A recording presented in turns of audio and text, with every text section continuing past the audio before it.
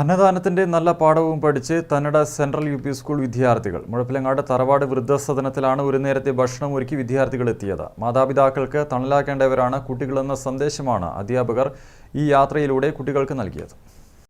വൃദ്ധസദനത്തിലെ കാഴ്ചകൾ ഈ കുഞ്ഞു മനസ്സുകളെയും അലട്ടുന്നതായിരുന്നു. ആരോരുമില്ലാതെ ജീവിത സായാഹ്നത്തിൽ വൃദ്ധസദനങ്ങളിൽ കഴിയേണ്ടി വരുന്നവരുടെ വേദനയാണ് കുട്ടികളെയും അലട്ടിയത്. ഒരു നേരത്തെ അന്നവുമായാണ് Thannada central U P school വിദ്യാർത്ഥികൾ മുഴപ്പിലങ്ങാട് തറവാട് വൃദ്ധസദനത്തിൽ എത്തിയത്.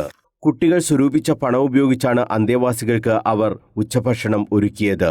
കുടുംബത്തിലെ ഓരോരുത്തരെയും ചേർത്ത് പിടിക്കേണ്ടതിൻ്റെയും മാതാപിതാക്കൾക്ക് മക്കൾ തണലാകേണ്ടതിൻ്റെയും സന്ദേശമാണ് ഈ യാത്രയിൽ അധ്യാപകർ കുട്ടികൾക്ക് പകർന്നു നൽകിയത്.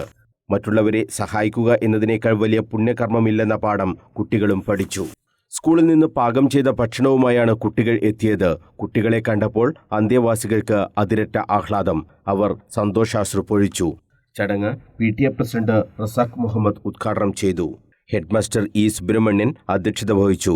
Staff secretary M Zubair, MM Ramees, P Saheera, mother PTA president P Ajna, Tharavad charitable trust manager Jasna, president VP Abdul Khader, secretary Majeed തുടങ്ങിയവർ സംസാരിച്ചു.